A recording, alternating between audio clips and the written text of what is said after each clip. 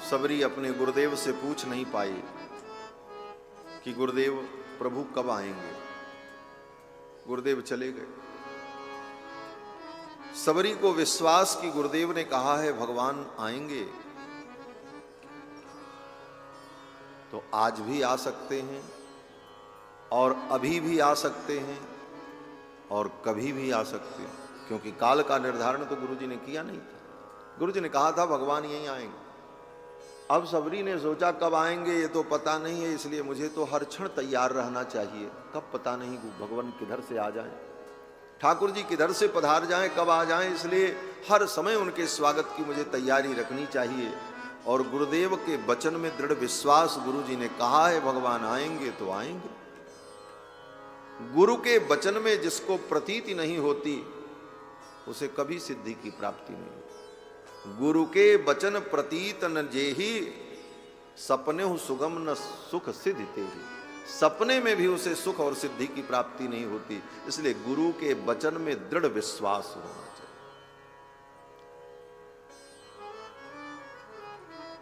गुरु के वचन में और शास्त्र के वचन में जो दृढ़ विश्वास है, इसी का नाम श्रद्धा है। श्रद्धा विश्वास में कोई अंतर नहीं।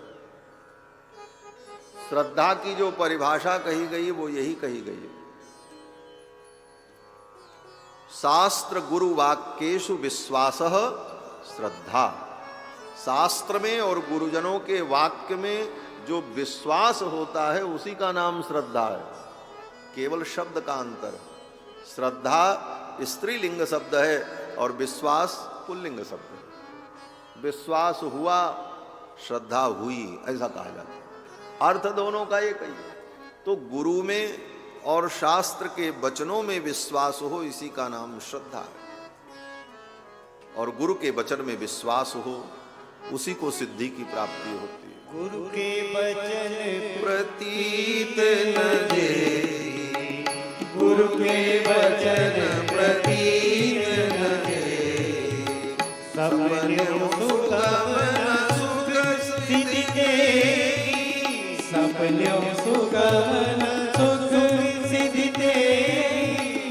गुरु के वचन प्रतीत न दे, गुरु के वचन प्रतीत न दे, गुरु के वचन प्रतीत न दे। सबरी को गुरु जी की वाणी में विश्वास, भगवान आएंगे। और प्रतिदिन वो तैयारी करके रहते। कुटिया में झाड़ू लगाकर, गाय के गोबर से लीप कर, सुंदर वेदी बनाकर, वेदी के ऊपर कुश का आस्तरण बिछाकर, सुंदर सुंदर पुष्प की ताजा ताजा माला तैयार करके, वन्य कंदमूल फल को ला करके टोकरी में धो करके पवित्र करके रखकर रोज तैयारी करके बैठती। आ जाएंगे भगवान। और सवेरे से शाम तक वो प्रतीक्षा करती, कहीं नहीं जाती। हर क्षण उसे लगता भगवान आने वाले। एक पक्षी भी आश्रम की कुटिया के आसपास आ जाए, थोड़ी आहट मिले, तो सबरी को लगता शायद भगवान आ गए। दौड़ करके देखने जाती और जब भगवान न दिखते तो फिर आकर के बैठ जाती। इस प्रकार मतंग मुनि के चले जाने के बाद वर्षों तक सबरी ने प्रतीक्षा की। और कितना धैर्य था सबरी में। एक दिन दो दिन नहीं, वर्षों बीत गए। रोज तैयारी करती और शाम हो जाती, सूर्यास्त हो जाता, अंधेरा हो जाता, भगवान नहीं आए। उसका विश्वास नहीं टूटता था। फिर जाकर के विश्राम करती थी इस आशा में, आज नहीं आए भगवान, अब कल आएंगे। और फिर वही तैयारी। और यही करते करते वर्षों बीत गए। और उसकी ये भावना थी, ठाकुर जी आएंगे, मेरे भी घर को पवित्र करेंगे। सबरी सवार रास्ता आएंगे राम जी, सबरी सवार रास्ता आएंगे राम जी, सबरी सवार रास्ता आएंगे राम जी, सबरी सवार रास्ता आएंगे राम जी। मेरा भी धन्य जीवन, मेरा भी धन्य जीवन बनाएंगे राम जी। मेरा भी धन्य जीवन बनाएंगे राम जी। सबरी सवार रास्ता आएंगे राम जी। सबरी सवार रास्ता आएंगे राम जी। आंखों से रोज अपने राहें गुहारती, आंखों से रोज अपने राहें गुहारती। कांटे लगे न कोई, कांटे लगे न कोई, कोमल है राम जी। कांटे लगे न कोई, कोमल है राम जी। सबरी सवार रास्ता आएंगे राम जी। सबरी सवार रास्ता आएंगे राम जी। कलिया में मेरे बागों से चुन चुन के ला गई, कलिया में मेरे बागों से चुन चुन के ला गई। खट्टे हो चाहे मीठे, खट्टे हो चाहे मीठे, आएंगे राम जी। खट्टे हो चाहे मीठे, आएंगे राम जी। सबरी बुहार रास्ता आएंगे राम जी। सबरी बुहार रास्ता आएंगे राम जी। आए जब श्री राम जी दीवानी हो गई, आए जब श्री राम जी दीवानी हो गई। बैठायल श्री राम को, बैठायल श्री राम को, भूली है काम की। बैठायल श्री राम को, भूली है काम की। सबरी बुहार रास्ता आएंगे राम जी। सबरी बुहार रास्ता आएंगे राम जी। आए जब श्री राम जी चरणों में गिर पड़ी, आए जब श्री राम जी चरणों में गिर पड़ी। अश्कों से धो रही है, अश्कों से धो रही है, उठाए हैं राम जी। अश्कों से धो रही है, उठाए हैं राम जी। सबरी बुहार रास्ता आएंगे राम जी। सबरी बुहार रास्ता आएंगे राम जी। सबरी ने इतने दीर्घ काल तक प्रतीक्षा की। भगवान जब आए तो दौड़ करके भगवान के चरणों में गिर पड़ी, आदर पूर्वक लेकर के आई, विराजमान किया, चरण प्रक्षालन किया, माला पहनाई, कंद मूल फल प्रस्तुत किया, बेर फल प्रस्तुत किया। तौ दृष्ट्वा तु तदा सिद्धा समुत्थाय कृतांजलि, पादौ जग्राह रामस्य लक्ष्मणस्य च धीमता। भगवान श्री राम और कुमार लक्ष्मण के चरणों में सबरी ने प्रणाम किया तो भगवान ने सबरी का कुशल समाचार पूछा। भगवान ने पूछा कि कच्चित्ते गुरु शुश्रूषा सफला चारुभाषिणी। भगवान ने ये नहीं पूछा तुम वन में कैसे रहती हो, क्या खाती हो, तुम्हारा जीवन कैसे चलता है, ये सब नहीं पूछा। राम जी ने पूछा सबरी तुमने जो गुरु की सेवा की, वो तुम्हारी सेवा क्या सफल हो गई?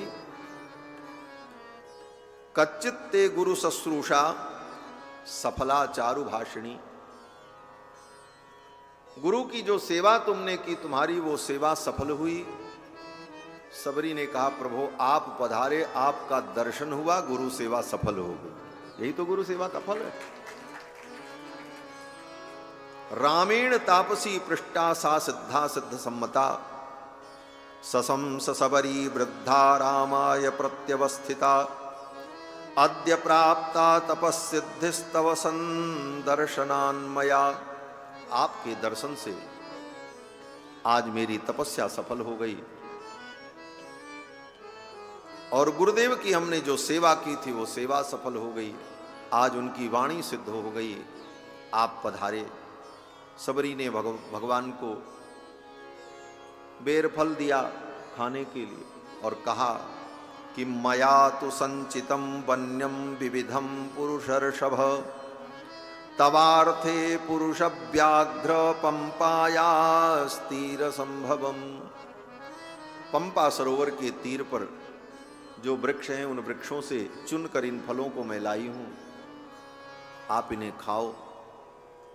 लोग कहते हैं सबरी ने भगवान को जूठे बेर खिलाए। हमको कोई आपत्ति नहीं है, परंतु कहीं स्पष्ट रूप से लिखा नहीं है कि राम जी को सबरी ने जूठे बेर खिलाए। न गोस्वामी जी ने कहीं लिखा और न महर्षि वाल्मीकि ने लिखा, न कहीं अन्यत्र। सबरी भगवान को जूठे बेर देगी, ये तो कल्पना से परे है। मतंग मुनि की शिष्या होकर जिसने इतने बड़े महापुरुष का संग किया, उस सबरी को इतना तो ज्ञान होगा ही आचार विचार का कि जिसका हम आदर करें, जिसका सम्मान करें, जिसकी पूजा करें, उसे पवित्र वस्तु भेंट करनी चाहिए। वो जूठा भगवान को कैसे खिलाए? लेकिन लोक में ये प्रचलित है, चर्चा होती, सबरी ने भगवान को जूठा बेर खिलाया। और इसके नाम पर तो और भी कितनी बातें हो जाती। बड़े बड़े संत महात्मा किसी भक्त के यहाँ जाते हैं तो भक्त लोग कहते हैं, महाराज हमारी इच्छा है, हम आपको अमुक वस्तु बना करके खिलाएं। महात्मा का नियम, महात्मा तो अपने बनाते पाते हैं, उनके जो नियम होते हैं। लोग कहते हैं महाराज हम बनावें, हमारे हाथ का पाओ, तो महात्मा कहते नहीं हमारा तो नियम है। तो लोग कहते हैं भगवान ने जब सबरी के जूठे बेर खा लिए प्रेम में, तो आप हमारे हाथ का बनाया नहीं खा सकते। ये तर्क देते हैं कि भगवान ने सबरी के जूठे बेर प्रेम में खा लिए, अपने नियम को छोड़ दिया, तो आप हमारे हाथ का बनाया क्यों नहीं पाओगे? पाओ, आपका अगर प्रेम है। बात सही है। पहली बात तो भगवान ने जूठे बेर खाए नहीं, और अगर कथनचित ये बात सत्य मानी भी जाए तो भगवान भगवान हैं, भगवान समर्थ हैं, वो कुछ भी कर सकते हैं। हम समर्थ नहीं हैं, हम भगवान की नकल नहीं कर सकते। भगवान तो बहुत कुछ कर सकते हैं। तो भगवान ने ऐसा किया। भगवान का जो चरित्र अनुकरणीय है, जो हमारे अनुकरण के योग्य है, हमारी क्षमता के अनुकूल है, उन्हीं चरित्रों का हम अनुकरण कर सकते हैं। बाकी भगवान ने तो बहुत कुछ किया। भगवान ने तो गृद्धराज जटायु को अपने संकल्प से वैकुंठ भेज दिया। हम किसी को भेज पाएंगे? नहीं भेज पाएंगे। तो भगवान की बराबरी हर जगह करनी, भगवान ने ऐसा किया इसलिए ऐसा करें। भगवान भगवान है, भगवान की लीला अति मानुष लीला है। तो सबरी ने भगवान को बेर फल दिया, भगवान ने बेर फल खाए, और उस बेर फल को खाने में भगवान को जो स्वाद मिला, वो स्वाद भगवान को फिर कभी नहीं मिला। गोस्वामी तुलसीदास जी वर्णन करते हैं कि जब भगवान वन की यात्रा से लौट करके अयोध्या आए तो बड़ी तैयारी हुई। राम जी इतने दिनों बाद वन से आ रहे हैं, वन में कभी पकवान व्यंजन खाने को मिला नहीं होगा, तो भगवान को अच्छे अच्छे व्यंजन बना करके खिलाओ। तो घर में बड़ी तैयारी हुई। माँ कौशल्या ने सारे रसोइयों को लगाया, सुंदर सुंदर व्यंजन बनाओ, 56 भोग बन करके तैयार हुआ। राम जी को भोजन कराने बैठी माँ कौशल्या। जब राम जी भोजन करने लगे तो माँ कौशल्या ने बड़े प्यार से पूछा, बेटा ये भोजन कैसा बना है? तो राम जी ने कहा, मैया बहुत सुंदर बना है, बड़ा स्वादिष्ट है। लेकिन मैया ने कहा, लेकिन? राम जी ने कहा, हाँ मैया सुंदर तो बहुत है, लेकिन वो जंगल में सबरी ने जो हमको बेर खिलाया था वो स्वाद इसमें नहीं आ रहा है। एक दिन गुरु जी के घर गए, गुरुदेव वशिष्ठ ने अपने यहां निमंत्रण रखा। अरुंधति मैया ने कहा, रघुनंदन वन से आए हैं, एक दिन वो आश्रम में आवें और यहां उनकी प्रसादी हो।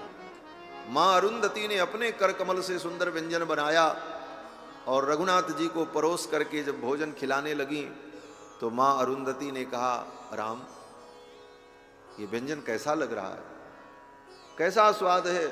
तो राम जी ने कहा, मैया स्वाद तो बहुत सुंदर है, लेकिन वो जंगल में एक सबरी मैया ने जो बेर खिलाया था वो स्वाद इसमें भी नहीं। गुरु जी के द्वारा, गुरु माता के द्वारा दिए गए व्यंजन में भी वो स्वाद अनुभव नहीं हुआ। और कुछ ही दिनों बाद जनकपुर से निमंत्रण आया। जनक जी ने कहा, वन से यात्रा करके आए हैं तो सीता को साथ में लेकर जनकपुर पधारे, यहां उनकी खातिरदारी हो, कुछ मेहमानी हो। तो राम जी ससुराल पधारे जनकपुर, वहां तो बड़ी तैयारी हुई। ससुराल में तो ऐसे भी खूब दूल्हा को खिलाया जाता है 56 भोग 3600 व्यंजन, और भोजन के साथ साथ मीठी मीठी गारी भी सुनाई जाती है, और गारी सुनकर के भोजन करने का स्वाद और बढ़ जाता है।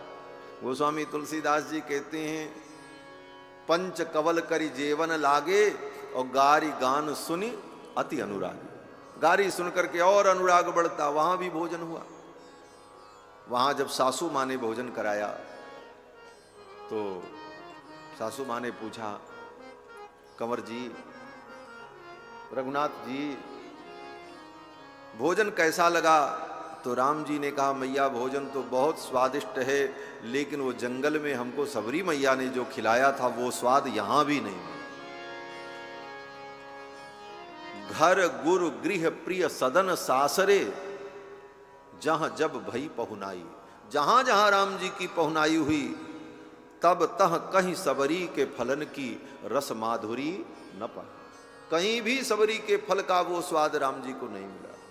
घर गुरु गृह प्रिय सदन सासुरे, घर गुरु गृह प्रिय सदन सासुरे, भई जब जह पहुनाई, ओ भई जब जह पहुनाई, तब तह कहीं सबरी के फलन, तब तह कहीं सबरी के फलन की रुचि माधुरी न पाई, हो रुचि माधुरी न पाई। जानत प्रीति रघुराई, जानत प्रीति रघुराई, प्रीति रघुराई, जानत प्रीति रघुराई, जानत प्रीति रघुराई, जानत प्रीति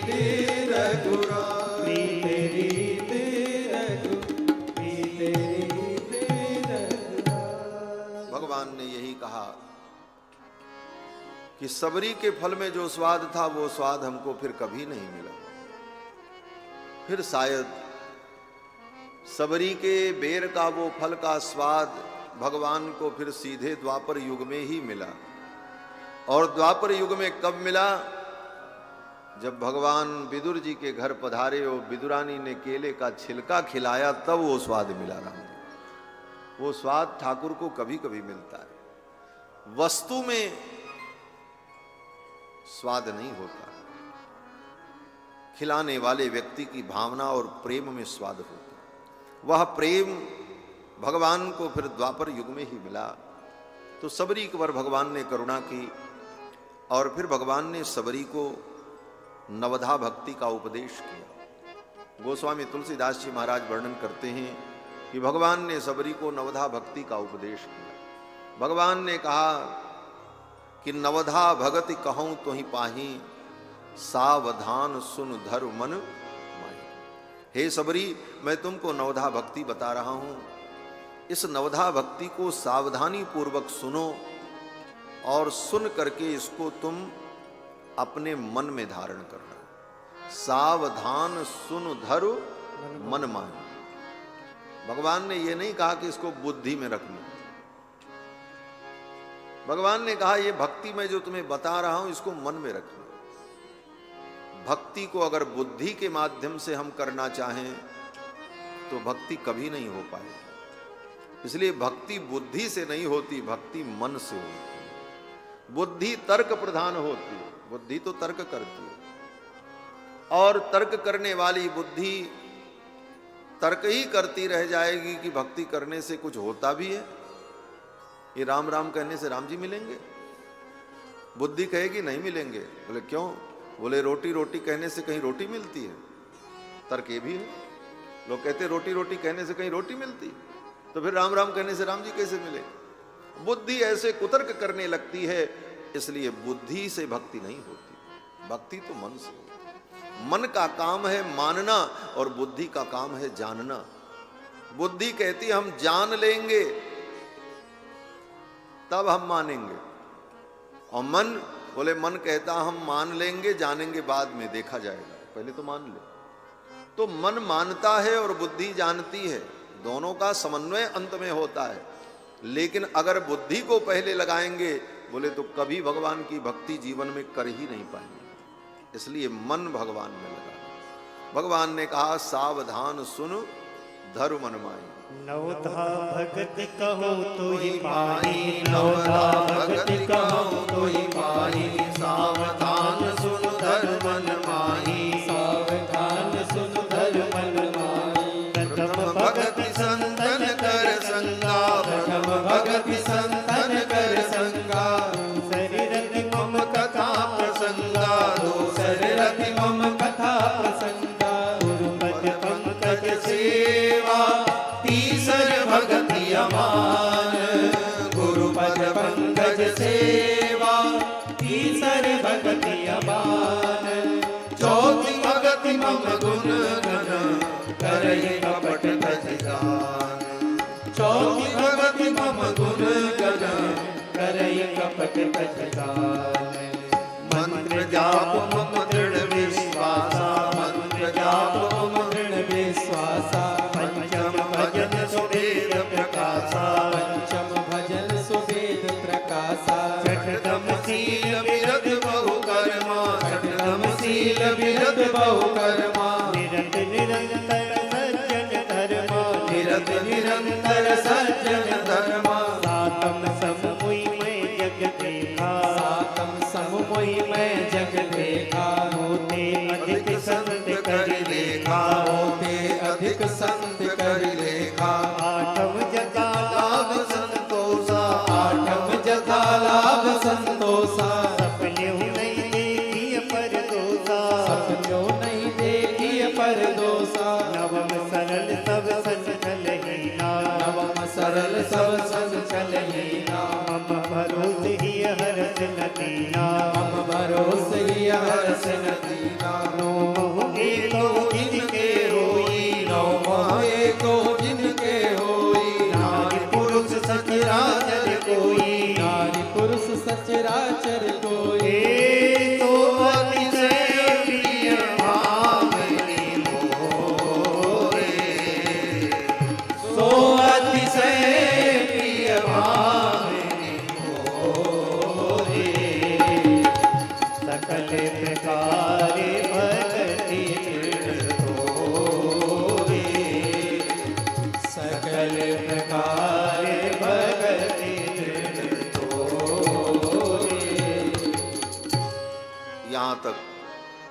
भगवान ने सबरी को नवधा भक्ति का उपदेश किया। नवधा भक्ति के दो क्रम हैं। भक्ति के कई क्रम का वर्णन है। भागवत जी में प्रहलाद जी ने जो बताया उसका क्रम अलग है। श्रवणम कीर्तनम विष्णु स्मरणम पाद सेवनम, वो क्रम।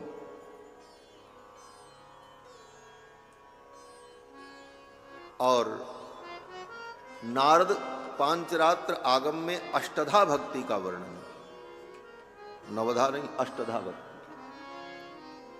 और यहां पर राम जी ने जो नवधा भक्ति कही इसका क्रम अलग है। इसमें पहली भक्ति बताया सत्संग, वहां पर पहली भक्ति श्रवणम, भगवान की कथा सुनना।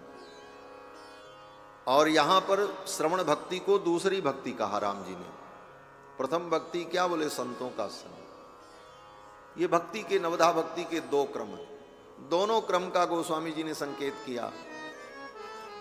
एक क्रम तो ये जो राम जी सबरी मैया को बता रहे हैं, और दूसरा क्रम प्रहलाद जी ने जो हिरण्यकश्यपु के सम्मुख कहा श्रवणम कीर्तनम विष्णु, तो उसका संकेत करते हैं श्रवणादिक नव भक्ति दृढ़ाई। वो श्रवणादिक भक्ति माने श्रवण के क्रम से। और यहां पर पहली भक्ति सत्संग, प्रथम भगति संतन कर संगा।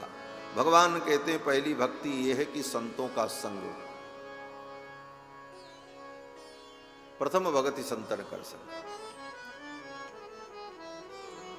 और संतों के संग का परिणाम बोले भगवान की कथा मिलेगी।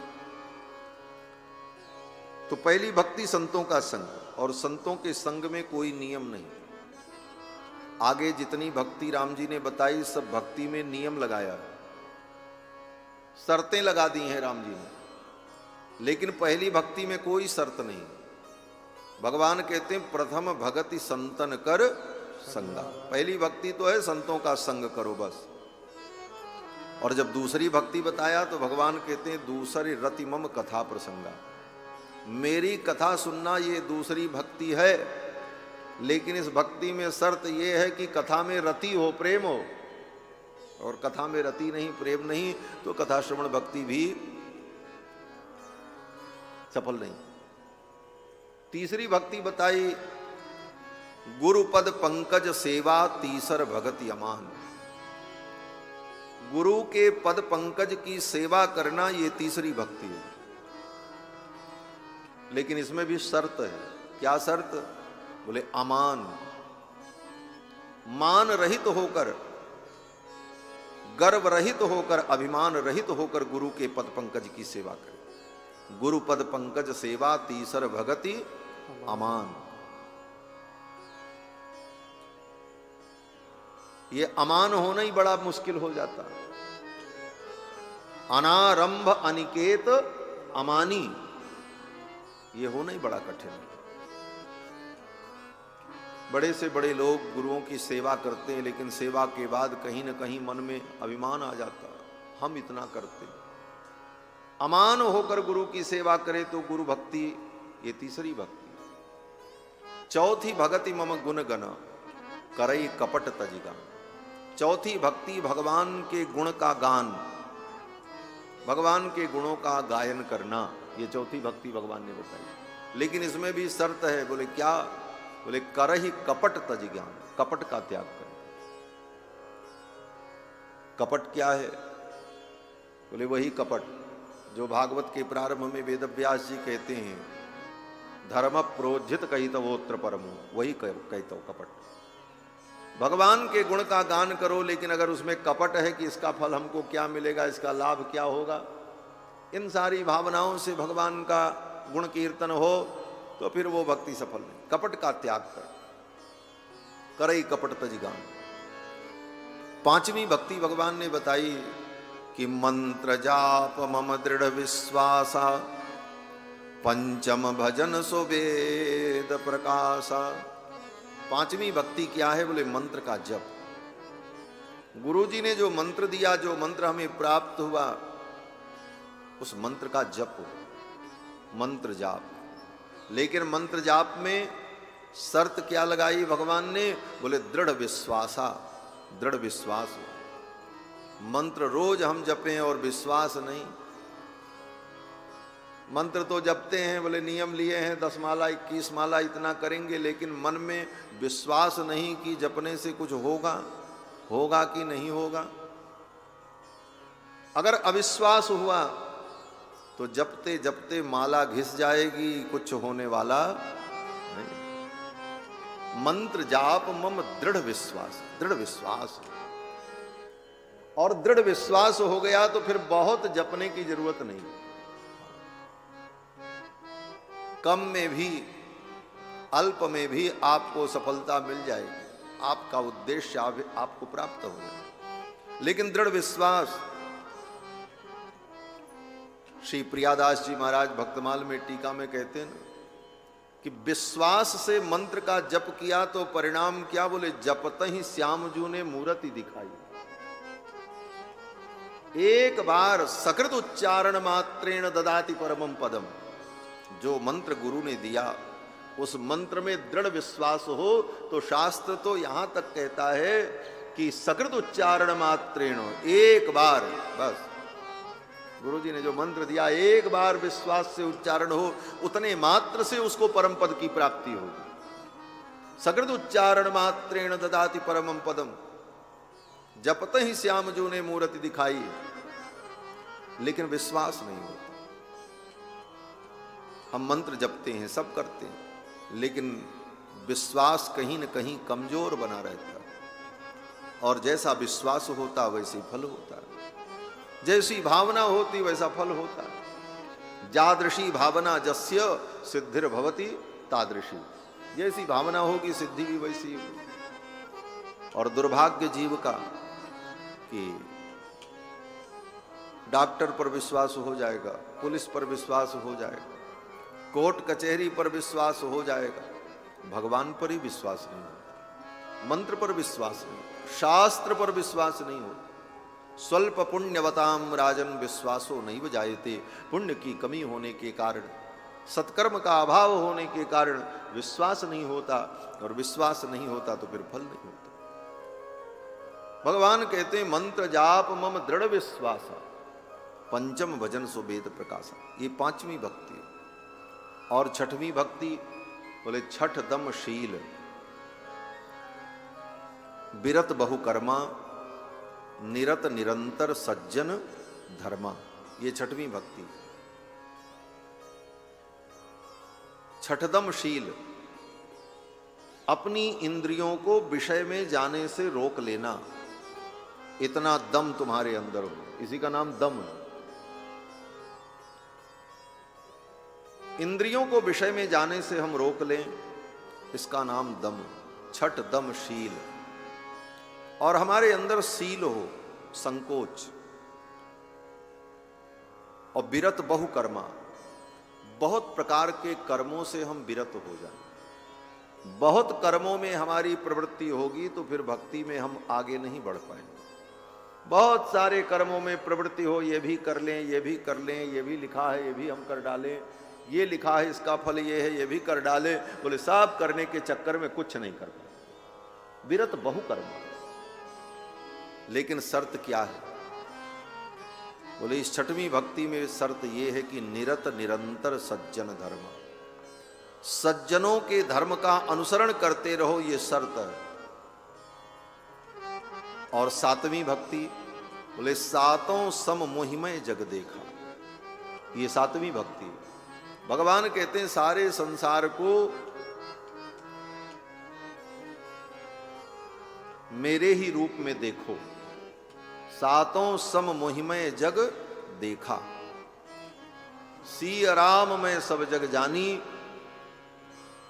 सर्वत्र भगवान को ही हम देखें, ये संसार हमें भगवत रूप दिखाई पड़ने लग जाए। लेकिन इसमें शर्त क्या है? कहते हैं शर्त ये है कि सातों सम मोहिमय जग देखा, लेकिन शर्त ये है कि मोते अधिक संत करी लेखा। मुझसे अधिक मेरे भक्तों में तुम्हारा प्रेम है, मुझसे अधिक मेरे भक्तों को समझो। मुझसे ज्यादा मेरे भक्तों से प्रेम रखो, ये शर्त है। जब भगवान के भक्तों में हमारी अति प्रीति होती है तभी सारे संसार में भगवान का दर्शन हो पाता है।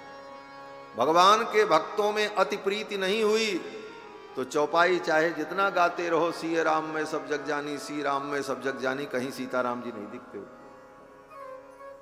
कहीं कोई अपना दिखता है, कोई पराया दिखता है, किसी से द्वेष होता है, किसी से राग होता है, सब होता रहता है। जब संतों में हमारा भाव अत्यंत दृढ़ होगा और संतों के प्रति हम भगवत भाव रखेंगे और भगवान से बढ़कर संतों की महिमा को समझें, तो फिर सर्वत्र भगवान दिखने लग जाते। मोते अधिक संत करी लेखा। दक्षिण भारत में एक आलवार हुए, कुलशेखर आलवार। भगवान से ज्यादा भगवान के भक्तों में उनकी निष्ठा थी। रोज तैयारी करते थे, चलो रंगनाथ भगवान का दर्शन करने चलना है। राजा ही थे। रथ तैयार होता, सामग्री रखी जाती, भगवान को जो भेंट समर्पण करना सब भेंट तैयार किया जाता, और जब चलने का समय आता तो यात्रा स्थगित हो जाती। प्रतिदिन यही होता था। घुस्यते नगरे यस्य रंग यात्रा दिने दिने। प्रतिदिन घोषणा होती थी रंगनाथ भगवान की यात्रा होगी, और जब यात्रा करने चलें तो यात्रा स्थगित। क्यों? बोले मंत्री सब बड़े बुद्धिमान थे। सब मंत्री सोचते थे ये राजा बड़ा भक्त है, ये जाएगा और रंगनाथ भगवान का अगर दर्शन किया तो फिर ये लौट करके फिर कभी नहीं आएगा, ये भगवान का ही होकर के रह जाएगा और ये राजपाट सब नष्ट हो जाएगा। तो वो मंत्री लोग क्या करते थे? बोले राजा की निष्ठा भगवान के भक्तों में, भगवान से बढ़कर भगवान के भक्तों में निष्ठा है राजा की। तो सब मंत्री लोग क्या करते? बोले पहले ही एक दिन पहले कहीं से संत महात्माओं को बुला करके ठहरा करके रखते, और जब राजा रथ में बैठकर यात्रा करने के लिए चले उसी समय उन संत महात्माओं को बुला लेते। और वो संत महात्मा आवे तो राजा अपने रथ से उतर करके उनको साष्टांग प्रणाम करे और आदर पूर्वक लेकर के आवे। और राजा कुलशेखर कहते अब आज की यात्रा कैंसिल करो, स्थगित करो, आज मेरे यहाँ संत भगवान पधार गए, अब तो हम इनकी सेवा करेंगे और इनका दर्शन करेंगे। और उसी में राजा कुलशेखर लग जाते। ऐसे ही प्रतिदिन घोषणा होती थी, घुस्यते नगरे यस्य रंग यात्रा दिने दिने तमहम शीर्षा बंदे राजानम कुलशेखरम। ऐसे कुलशेखर भक्त। तो भगवान के भक्तों में भगवान से भी ज्यादा निष्ठा। मोते अधिक संत करी लेखा, ये 7वीं भक्ति। और 8वीं भक्ति, आठों जथा लाभ संतोषा। 8वीं भक्ति क्या है? बोले जथा लाभ संतोष। जीवन में जो लाभ हो, जो मिला उसी में हम संतुष्ट रहें, जीवन में संतोष आ जाए, यही 8वीं भक्ति। हम संतुष्ट रहने लग जाएं, यही 8वीं भक्ति। आठों जथा लाभ संतोषा। लेकिन शर्त क्या है? बोले इसमें भी शर्त है कि सपने हूं नहीं देखिए परदोषा। दूसरे का दोष मत देखो, परदोष दृष्टि समाप्त हो जाए, ये शर्त है। और यही नहीं होता, दोष दिखता रहता है।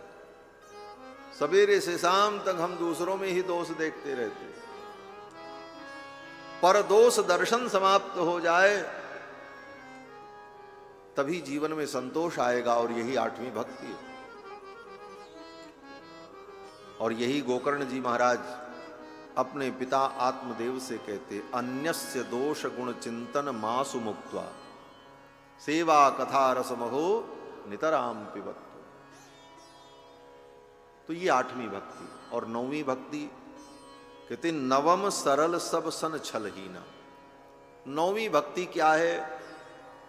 हमारा जीवन, हमारा स्वभाव, हमारी वाणी, हमारा व्यवहार अत्यंत सरल हो जाए। नवम सरल सब सन, सबसे हमारी सरलता का व्यवहार हो और हम छलहीन हो जाए। नवम सरल सब सन छल हीना, मम भरोस ही हरस न दीना। भगवान कहते मेरा एकमात्र भरोसा हो और किसी का भरोसा नहीं। जीवन सरल हो जाए, जीवन छलहीन बन जाए और एकमात्र भगवान का भरोसा हो, ये नौवीं भक्ति है। इसको भगवान ने नौवीं भक्ति कहा। हमारे जीवन में सरलता नहीं आ पाती और सरलता आना बड़ा कठिन है, इसलिए सरलता को नौवीं भक्ति की कोटि में रखा। अंतिम सोपान है। क्यों? बोले नौवीं भक्ति के बाद तो फिर भगवान आएंगे।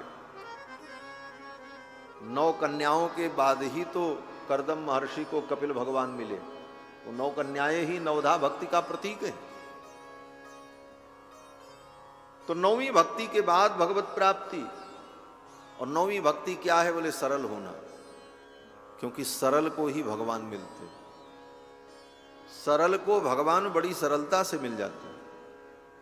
और सरल होना, बोले सरल होना बड़ा कठिन है। विद्वान होना सरल है, ज्ञानी बन जाना सरल है, बहुत बड़ा प्रवक्ता बन जाना सरल है, लेकिन सरल होना कठिन है। सरलता ही जीवन में नहीं है। सरलता आ जाए तो भगवान का मिलना कठिन नहीं है। नवम सरल सब सन छलहीना, मम भरोस, और एकमात्र भगवान का भरोसा। और हृदय में न हर्ष हो न दीनता हो, यही भक्ति का चरम है। हर्ष और दीनता दोनों न हो, इसका तात्पर्य बोले इस बात का हर्ष भी न हो कि हम अपने जीवन में सफल हो गए, बहुत अच्छी भक्ति कर रहे हैं, खूब भगवान की उपासना हो रही, खूब भजन हो रहा, इसका हर्ष न हो। और दीनता, बोले इस बात की दीनता भी न हो कि हमसे कुछ नहीं हो रहा है, हम कुछ नहीं कर पा रहे हैं, ऐसी दीनता भी ना आए। हर्ष और दीनता दोनों समाप्त हो जाए। इसी को भगवान श्री रामानुजाचार्य ने श्री भाष्य में भक्ति के 7 साधनों का जब निरूपण किया है, वहां पर भगवान रामानुजाचार्य ने यही कहा, विवेक विमोकाभ्यास क्रिया कल्याण अनवसाद अनुद्धर्ष साधन सप्तक जन्या भक्ति ही। इन 7 साधनों को भक्ति का जनक माना। और उन 7 साधनों में विवेक विमोक अभ्यास क्रिया कल्याण, फिर अनवसाद और अनुद्धर्ष। अनवसाद का मतलब दीनता, अदीनता, हमारे अंदर दीनता ना आवे। और अनुद्धर्ष अर्थात हमारे अंदर हर्ष और उत्कर्ष ना आवे, कि हम बहुत भक्ति कर रहे हैं, खूब भजन कर रहे हैं, इसका उत्कर्ष न हो, और हम कुछ नहीं कर पा रहे हैं, ऐसी दीनता भी न हो। नवम सरल सब सन छलहीना, मम भरोस ही हरस नदी। नवमः एकहु जिनके होई, नारी पुरुष सचराचर कोई, सो अतिशय प्रिय भामिनी मोरे। इन 9 भक्ति में एक भक्ति भी जीवन में आ गई तो भगवान कहते हैं, हे भामिनी, हे सबरी, वो मुझे अत्यंत प्रिय है। सो अतिशय प्रिय भामिनी मोरे, सकल प्रकार भगति दृढ़ तोरे। तुम्हारे अंदर ये समस्त भक्ति विद्यमान है। ये कह करके भगवान ने सबरी को आशीर्वाद दिया। फिर सबरी ने कहा, प्रभु अब मैं जाना चाहती हूं। भगवान ने कहा, कहां जाना चाहती हो? सबरी ने कहा, आपके दर्शन के लिए मैं प्रतीक्षा कर रही थी, अब आपका दर्शन हो गया, अब मैं इस लोक को छोड़कर जाना चाहती हूं। कहां जाना चाहती हैं सबरी? स्वर्ग, वैकुंठ, ब्रह्मलोक। तो सबरी ने कहा कि मैं न स्वर्ग जाना चाहती हूं, न मैं वैकुंठ जाना चाहती हूं, मैं तो अपने गुरुजी के चरणों में जाना चाहती हूं। ये गुरु निष्ठा थी। राम जी से एक सबरी ने कहा कि तेषाम इच्छाम्यहम गंतुम समीपम भावितात्मनाम। मेरे गुरुदेव जो थे श्री मतंग मुनि भावितात्मा, मैं उनके चरणों को प्राप्त करना चाहती हूं, मुझे उनके चरणों की प्राप्ति हो जाए, अब मैं वहां जाना चाहती हूं। इस प्रसंग को लेकर के हमारे आचार्यों ने ये अनुभव किया कि इस लोक में भी और परलोक में भी आचार्य का चरणारविंद ही शिष्य का परम आधार और परम आश्रय होता है। केवल लोक में ही नहीं, परलोक में। परलोक में भी आचार्य की आवश्यकता पड़ती। हमारे यहां तो आचार्यों ने यहां तक लिखा कि कोई जीव मुक्त होकर के जब भगवान